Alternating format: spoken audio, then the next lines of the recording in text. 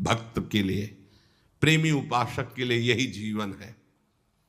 ये सब साधन मार्ग हैं, पर ये हर संप्रदाय के, हर साधना के उपासक के लिए ये अमृतमय श्लोक है। भगवान इस श्लोक में बोले हैं सुलभा, मैं बहुत सुलभता से उसको प्राप्त हो जाता हूं। जैसे महाप्रभु बोले क्यों न बिन कष्ट रस सिंधु को पीजिए, जो कह रहे तस्याहम सुलभा, मैं उसके लिए सुलभ हूं। सुलभ माने बिल्कुल सहजता से प्राप्त हो जाता हूं। किसके लिए? बोले अनन्य चेता सततम यो माम स्मरत नित्यशः, जो मेरा अनन्य चिंतन करता है, नित्य निरंतर चिंतन करता है, बस यही जीवन का लक्ष्य रहा है। गुरु कृपा से बच्चापन में ही गुरुदेव भगवान की बलिहारी यही बात डाल दी थी कि बच्चा निरंतर भजन करने से जो झांकी आती प्रभु, वो में शब्द याद है, झांकी आती, तब जानना चाहिए भजन, एक क्षण भी भजन न छूटे। ये संस्कार अगर कहीं भगवान की कृपा से और मार्ग का गुरुदेव उपदेश करते तो एकदम कोरा स्वभाव था वही पड़ता, पर भगवान ने जहां जैसे पहुंचाना होता है वैसे ही, जैसे सन्यास मार्ग में भी थे तो हमारी निराकार में रति नहीं थी, गंगाधर भगवान शिव के रूप में आसक्ति थी। अब हमें पता चला कि क्यों नहीं होने दी निराकार में, क्योंकि रूप में ही लाना था उनको कृपा करके, इसलिए निराकार में आसक्ति नहीं होने दी। फिर उनका सारा पहले विधान होता है। गुरुदेव भगवान ने ये पिताश्री से कहा, पिताजी आए और कहा कि ये लड़का बाबा बनना चाहता है स्वामी जी। वो आते जाते थे घर में, तो सैमशी में उस समय स्वामी जी विराजमान, तो उनका पाणे छोड़ जाओ, एक हफ्ता बाद ये घर भाग जाएगा, या फिर हम एक हफ्ता बाद मंत्र दे देंगे, तब जान लेना कि ये साधु बनी ही जाएगा। उस स्वामी जी जैसी आपकी इच्छा छोड़ के गए। एक हफ्ते जो है गुरुदेव भगवान ईंट ढोवाना, झाड़ू लगवाना, बड़े कार्य करवाना, और जैसे पेड़ा आदि आते सबको बांटते, हमें एक भी पेड़ा नहीं देते। शाम के एक बार भोजन की अनुमति पाल, 7 दिन तक चुपचाप शेष। फिर कहा अच्छा कल गंगा नहा के आ जाना, मंत्र दे देंगे। ठीक है, सुबह गए, स्नान करके तो पंचाक्षरी मंत्र दिया, मंत्र दे के कुटिया में गए, फिर उठ के आए, बोले सुनो आओ एक बात कहनी। बैठे, बोले 12 मंत्र भी ले लो। तुम कहा जपेंगे कौन? बोले पहले तुम ये जपना, लेकिन ये रखे रहो, आगे काम आएगा। हमारी समझ में नहीं आ रहा था कि मतलब मंत्र 2 क्यों दे रहे हैं। ये पहले से भूमिका तैयार थी वृंदावन की, हमें पता नहीं था। 12 मंत्र भगवान श्री कृष्ण का, पंचाक्षरी मंत्र सबसे पहले दिया। बाद में पता चला कि ये बीज तो गुरुदेव ने ही पहले बो दिया था कि जिस मार्ग से घूम के जाना है। वो कह रहे थे कि बाद में तुम्हें पता चलेगा, वो बाल्यावस्था थी, मेरी मति गति वहां तक पहुंच नहीं रही थी। और जपे हम पहला ही, जपे पहला ही, बाद में जब भगवान शंकर ने इधर, तब मुझे समझ में आया कि बीज तो गुरुदेव भगवान ही अंदर से बो दिए थे पहले ही। ये कृपा गुरुदेव भगवान की हुई कि चित्त में बैठाल दिया कि निरंतर चिंतन करना यही संन्यास है, यही साधना है, यही भगवत प्राप्ति का स्वरूप है। गुरु कृपा से पूरे जीवन भर एक बात रहे कि हम कभी 1 सेकंड के लिए अपने आराध्य देव को ना भूले। पूरे जीवन भर इसकी चेष्टा गुरु कृपा से करते। अन्य सब बात थी साधन की, पर बात उसमें प्रधान ये थी कि भूले ना। जैसे हम गायत्री मंत्र भी जप रहे हैं नैष्ठिक ब्रह्मचर्य में, तो गुरु के द्वारा दिया हुआ पंचाक्षरी मंत्र लिखा हुआ है, बार बार उसे देख रहे हैं, या अंदर से देख रहे हैं, गायत्री मंत्र चल रहा है। बड़ी कृपा रही है, मन को भागने के अवसर नहीं मिले।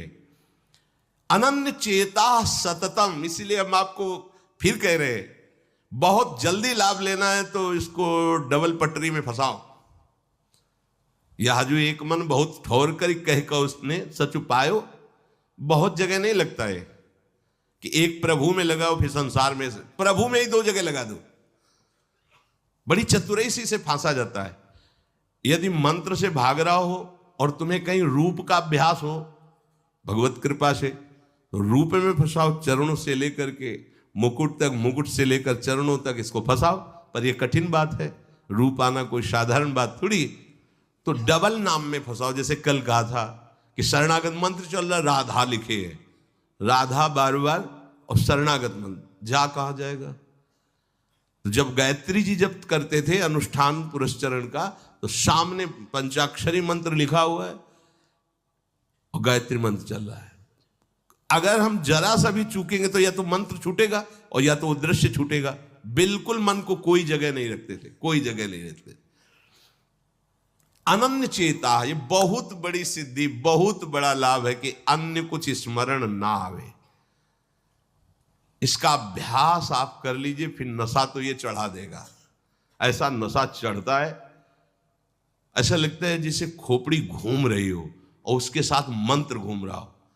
ये ऐसे करो तो पका जैसा दर्द होने लगता है, एक एक नस नाड़ी मंत्राकार।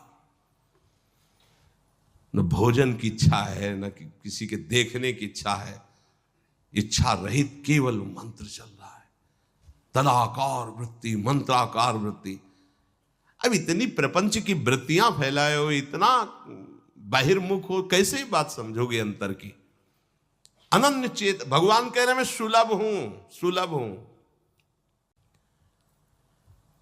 काशी में प्रतिदिन ये होता, आज महादेव जी साक्षात आएंगे, सुबह से तैयारी हो जाती थी, आज महादेव जी आएंगे। घाट में ही रहते थे, पंडों की छतरी के नीचे तपती हुई धूप, तो घाट में धूप ऐसे ज्वाला सी लगती थी, और छोटी सी छतरी, उसी के नीचे दोपहर रात्रि वहीं 2 बजे तक तो तपती थी फर्श, और 2 बजे के बाद स्नान करके महादेव जी विश्वनाथ जी पहुंच गए।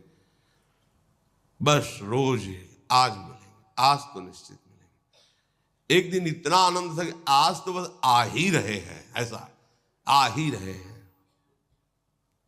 जैसी भावना करोगे, जा पर जाकर सत्य सने हो, सो तो ही मिले न कुछ संदेह हो।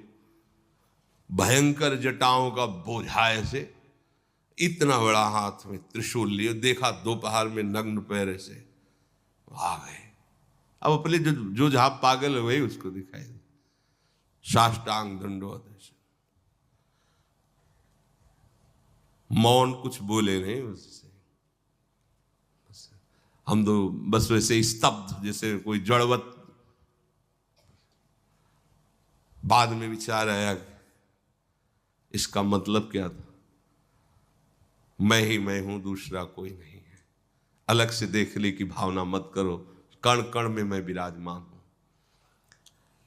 एक दिन भाई जी के प्रति बहुत आकर्षण जब था, तो एक स्वप्न देखा कि स्वप्न में हम भाई जी से पूछ रहे कि मुझे श्री कृष्ण की प्राप्ति कब होगी। इसके बाद की बात, भाई जी ने ऐसे चश्मा करके ऐसे देखा, राधा बाबा बगल में बैठे, और कहा जब श्री कृष्ण बन जाओगे तब श्री कृष्ण की प्राप्ति होगी। जगने पर, बहुत विचार करने पर फिर यह कि श्री कृष्ण बन जाओगे, भाई जी का तात्पर्य क्या था। तब समझ में आ गया, मन कृष्णाकार, बुद्धि कृष्णाकार, चित्त कृष्णाकार, अहम कृष्णाकार, तब कृष्ण साक्षात्कार हो गया। नित्य युक्तस्य योगिनः तस्याहं सुलभा पार्थ नित्य युक्तस्य योगिनः। नित्य युक्त हो गया, जिसका चित्त प्रभु को छोड़कर किसी भी भोग भूमि में, किसी भी ऐश्वर्य में, किसी भी सिद्धि में। जैसे किसी को लगता है कि ये चमत्कार दिखाना, कोई भी चमत्कार दिखाना बहुत कठिन बात है। अगर भगवत दर्शन का लक्ष्य ना हो, भगवत प्राप्ति का लक्ष्य ना हो, तो कोई भी चमत्कार ऐसे करने में है कोई बहुत बड़ी बात मत समझ। बस ये है कि इधर अगर स्वीकार किया तो उधर गेट बंद हो जाएगा, इसीलिए पिट जाते हैं, गाली सुन लेते हैं महात्मा जन, लेकिन प्रयोग नहीं करते अपने भजन का, और प्रभु के पास जाते हैं। ऐसा ना समझे ना कि वो चमत्कार पीछे घूमते हैं। केवल बस एक बात है कि अगर इधर लगे तो उधर का गेट बंद हो जाएगा। तो इतनी दुर्लभ बात बनने जा रही है, किसी को प्रमाणित करने के लिए कि हम महात्मा, हम भजनानंदी, हम चमत्कारी हैं, अपना गेट बंद करवा ले तो मूर्खता ही होगी ना। यहां क्या होगा, वाह वाह हो जाएगा, बस उसके आगे क्या होगा, फिर वही प्रपंच। तो ये जो ब्रज के महात्मा है, जो भगवत प्रेमी महात्मा है, जो भगवत प्राप्त करने वाले हैं, इनके अंदर चमत्कार के बाप की सृष्टि होती है। ये चमत्कार बहुत ऊपर होते हैं। ये नहीं सोचना चाहिए कि इनमें भजन होता तो उसने 2 थप्पड़ मारे भस्म कर देते। भजन का जानते हो, भजनानंदी का 2 थप्पड़ मारा है, तुम्हें निश्चित भगवान की प्राप्ति हो, तुम्हारा कभी अमंगल न हो, भगवान तुम्हारे परिवार को भी सुखी रहे और तुम आजीवन स्वस्थ रहकर पवित्र बुद्धि के द्वारा भगवान को प्राप्त। ये महात्माओं का बल होता है। महात्माओं के बल थोड़ी होता है किसी ने गाली दिया, मार दिया, जा भस्म हो जा। ये भस्मासुर थोड़ी होते हैं महात्मा है भाई, भस्म कर दिया, नष्ट नहीं। साधुते हो न कारज, तब भगवान उनके अधीन होते हैं। ये चमत्कार ये ना सोचो कि भजन करते होते तो फिर चमत्कार, या ये गाड़ी घोड़ा रुपया पैसा चमत्कार, ये पापियों के पास भी है। ये तो प्रारब्ध का खेल है, प्रारब्ध बदला, ऐसे से ऐसे हो गया, इनका कोई महत्व नहीं है। महत्व है नित्य युक्तस्य योगिना, तुम्हारा चित्त निरंतर आराध्य देव में युक्त है कि नहीं। किसी भी ऐश्वर्य, किसी भी भूमि, किसी भी पद का कोई भी संबंध, आश्रय, चिंतन नहीं। ये हुआ अनन्य चेता। जैसे पतिव्रता स्त्री का मन केवल पति के ही सुख में निमग्न रहता है, पति का चिंतन, पति की बातें, पति वो उसी में मगन रहती है। पति के सिवाय उसके मन में अन्य किसी पुरुष का राग पूर्वक चिंतन कभी होता ही नहीं।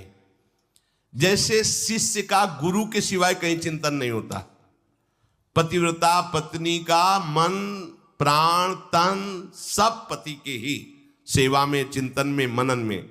जैसे शिष्य का गुरु के ही तन, उनकी सेवा में मन, उनके आज्ञा के पालन करने में, एक एक चेष्टा गुरु की प्रसन्नता के लिए। कोई दूसरा इष्ट शिष्य का होता ही नहीं है। शिष्य का कोई दूसरा इष्ट नहीं होता। ऐसे शिष्य को अपने गुरुदेव में ही भगवान का साक्षात